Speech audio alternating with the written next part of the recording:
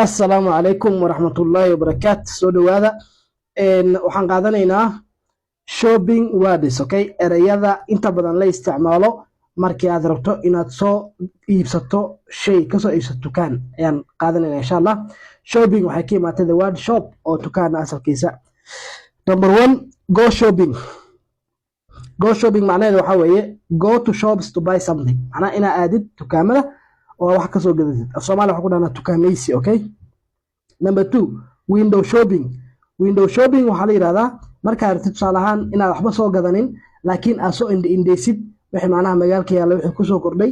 yaa la yiraahdaa window shopping okay looking at items on sale not buying ana fiirisid waxa la soo bandhigay oo beec u yaala laakiin aadan iibsanaynin oo aad rabto inaad soo indhayso number 3 grocery shopping okay grocery shopping waxa waaye marka soo tukaamaysanaysid tukaameysiga salahan alaabta cuntada ama maxaa la diray cuntooyinka sida briiska sida qudaarta iyo wax la midka marka soo tukaamaysanaysid yaa waxa la grocery shopping for food items okay marka soo tukaamaysanaysid waxyaabaha la cuno bargain waa gorgortan okay buy something waxaad ku gadanaysid for much less than normal macnaha wax ka yar sida caadiga okay salahan dacmal qof aad u imanaysa adaysa waa imisa shaygan ku dhahay salahan waa ku shilin then waxa laga yaabaa inaad shayga oo gadato 600 oo shilin kadib marka gorgortan dheer aad gashay marka bargain saas la yiraahdaa shop around waxa la marka rabto inaad salahan isku barbar dhigto dukaamada alaabta taala iyo qiimahooda for example hada amal James arta inaad gadato dukaan kale imaato waxa lagu yiraahdaa 1200 then waxa leedahay salahan let us shop around lakeena soo qiimeeyna macnaha dukaamada kale and indayna okay marka waxa laga yaabaa isla surwaalkii ina qiimo kale ka jaban aad dukaan kale oga heshay waxa la yiraahdaa markan shop around okay then number shop around marka salahan Englishkeeda waxa waaye compare prices inaad macnaha isku barbar dhigtid compare waa isku barbar dhig prices qiimaha in different shops dukaamo kala duwan before buying intaadan gadanin a shopaholic waxa waaye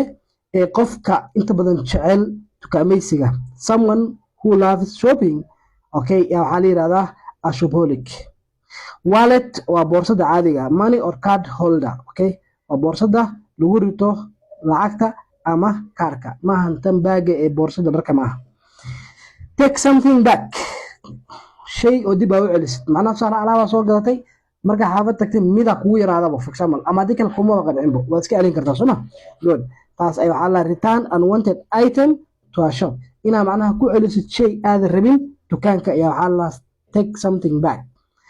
get a refund waxa way helitaanka ah helisid lacag lagu celinayo okay salahan amal shay kuma qancin waa celisay miskiin soo tagi waa may waa in lacagtiisa soo qaadata you have to get a refund inkastoo maxaa la diray service ka badana marka lagu qabto ay receipt ku qoraan non refundable fees once paid is non refundable salahan fees ka lacagta mar hadii la bixiyo laguma celin doono ama wax ku baro ama ku baran ama adeeg ku hel ama ku helin once qardaaskaas lagu gooyo waxa way ii sheeg waxba kuma heli doontid laakiin meelo badan waxa jirta lagu celin karo lacagtaadi hada alaabta celisid get a refund get money back after returning an item for sale waxa waaye shaygan markii la rabo in la iibiyo okay salahan amal gaari yarta iska iibisid okay hadee waxa warqada ku soo qoraysaa for sale numberkaada ku qoraysaa oo ku dhijinay daamis gaarigan wuxuu diyaar u yahay in la iibsado available to buy okay macnaha u yaala shaygan oo uu suuqa ugu jira in la iibsado that is the end of our lesson today